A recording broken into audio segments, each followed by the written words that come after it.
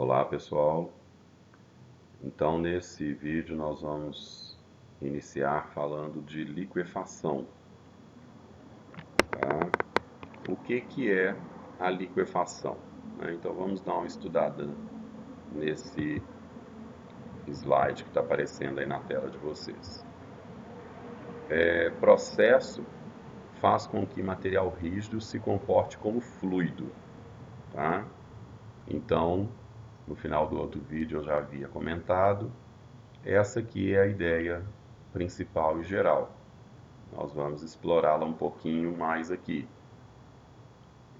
A liquefação ocorre quando o fluxo da água presente no solo ou rejeito exerce uma força que anula o peso e a aderência de suas partículas, que ficam soltas, fazendo com que o material se comporte como um líquido.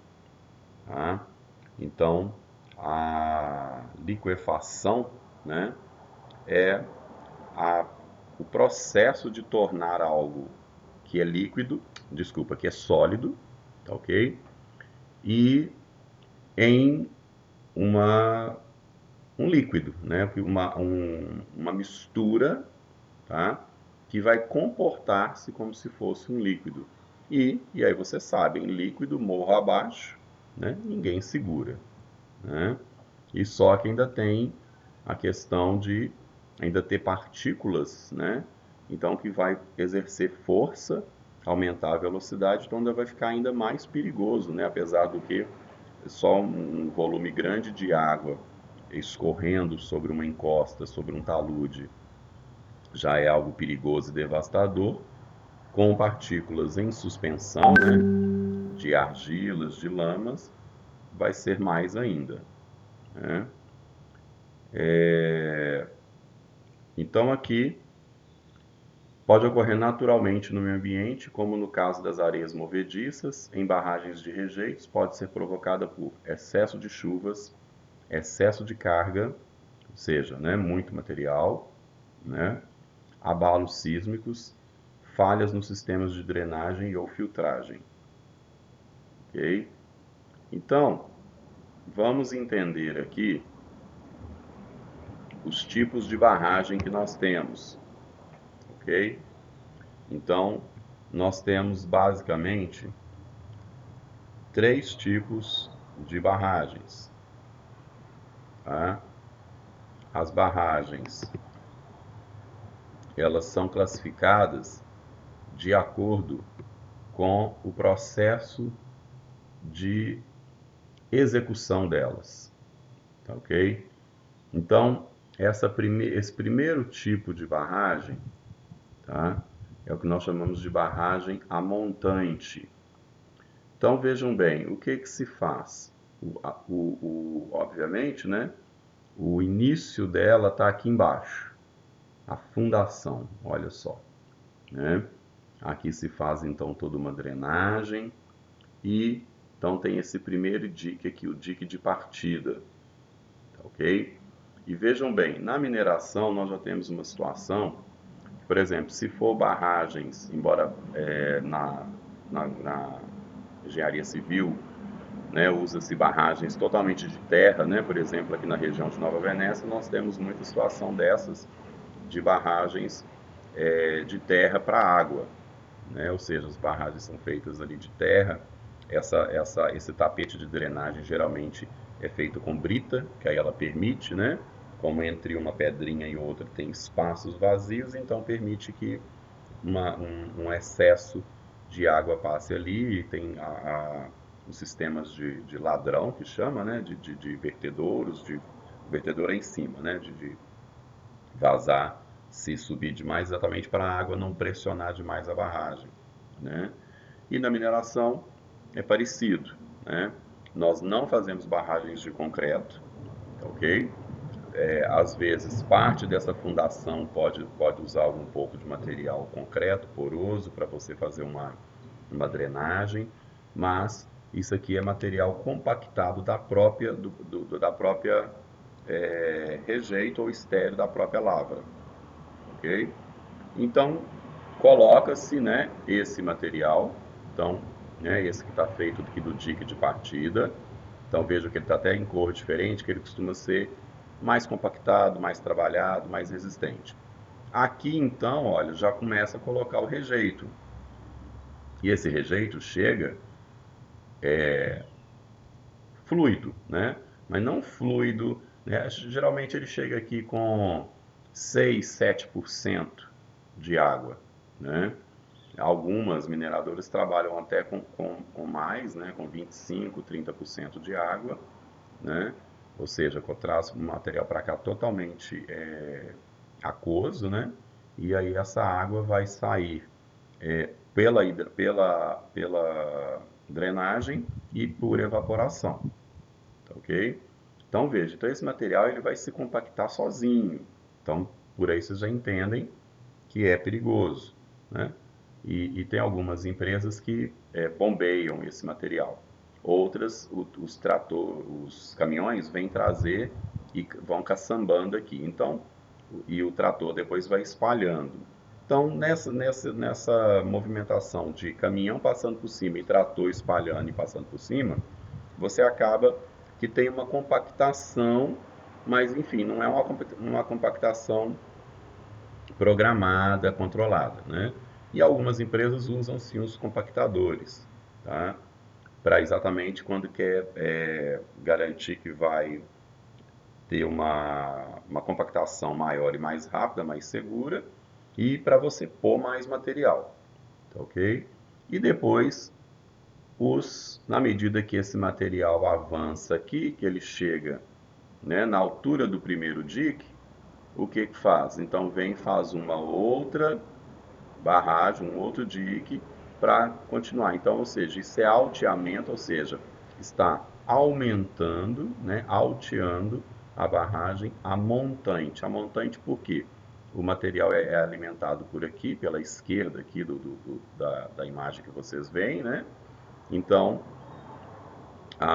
o alteamento vai indo no sentido de onde vem a alimentação de rejeitos para essa barragem. Bom, o alteamento a jusante, então, né, é o contrário. Não é muito difícil vocês imaginarem aí. Então, tá aqui o dique de partida, também de cor diferente, né? Ele tem um sistema de drenagem um pouquinho diferente. Por hora nós não vamos entrar nisso. Então, na medida que você vai colocando o material, você vai alteando para frente, né? A jusante, ou seja, alimenta pela esquerda, né? O rejeito chega pela esquerda e você vai aumentando a barragem para o lado oposto da imagem aqui, ok? Esse método ele é mais seguro do que o montante. Mas o que acontece na prática? Lá na terra, lá na região onde que a mineradora fez o licenciamento para fazer a barragem, etc., geralmente o que o pessoal escolhe? Um lugar que já é um vale, né? Ou seja, um buraco natural, e que tenha alguma saída. Então, no limite dessa saída é onde você vai colocar o seu dique, né?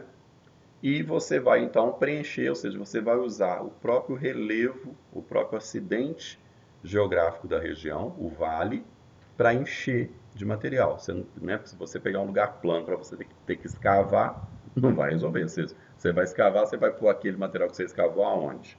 Então você está, né, como se diz, tentando resolver um problema, criando outro tão grande ou maior, né? Então já se pega depressões no terreno para fazer barragem de rejeito. Então, no limite, né, lá onde que a sua área geralmente acaba, que eles vão começar a pôr o dique. Então, o que acontece? Muitas vezes, se você coloca o dique mais para cá para você poder fazer o alteamento a jusante, você perde muito espaço daquele próprio vale, né? Então, você perde espaço de local de colocar rejeito, tá? Até porque, né, senão se você usar o seu limite para pôr o dique e ainda fizer a jusante, você vai invadir terreno dos outros, né? Porque ali para frente, né, lógico que muitas vezes são tem ainda uma área de proteção da empresa, ela não pode fazer no limite, né? Não quer dizer que você vai pôr uma barragem aqui e daí a 200 metros, 300 metros é tipo o terreno de um vizinho, né? De uma outra propriedade. Não pode isso, né? Mas é bem próximo. Por exemplo, lá em Brumadinho, né? Os limites, né, dos espaços ali da Vale, tanto de lavra, né, só que a barragem estava para o outro lado, né? Por exemplo, estavam separados por uma montanha, né? Por exemplo, do parque do Inhotim, né? Inclusive ele não foi afetado por causa disso, porque na verdade tinha uma montanha que separava, né? Mas se não tivesse essa montanha, né, aquela lama que desceu da barragem de Brumadinho teria chegado também em algumas partes do Parque do Inhotim, né? Então, por isso que a jusante ele acaba sendo não muito feito pelas empresas, porque ele tem esse limitador que ele acaba consumindo, pegando espaço da própria barragem. Vocês podem ver pelo próprio desenho, né? Ou seja, o ajusante, olha, tem uma fundação maior, então com isso, né? Lógico que você já usa material de estéreo, de rejeito nessa fundação. Mas você veja, a sua área cinza aqui, ó, de deposição de rejeito é bem menor do que a do montante, ok? E depois a terceira possibilidade de fazermos barragens é o alteamento de linha central, alteamento central, né? Ou seja, você faz o dique inicial aqui de cor diferente, aqui embaixo, a fundação também mais espessa como a do jusante, e você sobe tanto em cima do próprio dique, como também ele tem uma perna, digamos assim, de apoio a jusante. Esse método é ainda mais seguro, tá? E um sistema de dreno aqui, veja, né? Bem eficiente. Mas também é um método muito ainda mais caro, ok? Então, ou seja, né, acaba que as empresas, na ânsia de sempre maximizar lucros, né, faz o quê? Todo o processo o mais barato possível, né? Então, veja, nós temos duas outras possibilidades de fazer alteamento de barragem, no entanto, se opta pelo que se considera mais barato, mas também o mais inseguro, ok? Então, diante disso, o que que aconteceu, o que que pode acontecer nas barragens e também, né, nos taludes? Tá aqui, olha, né? Você tem esse material que vai sendo deposto, tá? E o que que acontece? Esse material, né? A água vai infiltrando, então as micropartículas vão se reorganizando, né? E elas vão tendo então pequenas subsidências aqui dentro, abrindo pequenos buracos, né? E depois esse material vai se reorganizando e vai recalcando, né? Então começam a abrir inclusive trincas, fissuras. Isso é marca de que tem um processo de liquefação ali. E a gente fala também do piping, tá? Eu vou pôr num outro slide aqui para vocês. Então, o que que vai acontecendo? Isso vai rompendo, isso aqui tem uma força agindo nessa direção das setas, né? E aí, num dado momento, você tem então essa estrutura colapsando, né? E, ou seja, esse material, e geralmente isso vai acontecer exatamente nos períodos de grande volume de chuva, né? Isso encharca, esse material todo se liquefez, ou seja, assumiu uma condição de fluido, tá? Esse daqui já vinha também passando pelo processo do piping, e aí então fragiliza essa estrutura, ela rompe e essa lama escorre de maneira drástica, digamos assim. Tá? Então, por enquanto, nós vamos parar esse vídeo aqui com esse conceito da liquefação.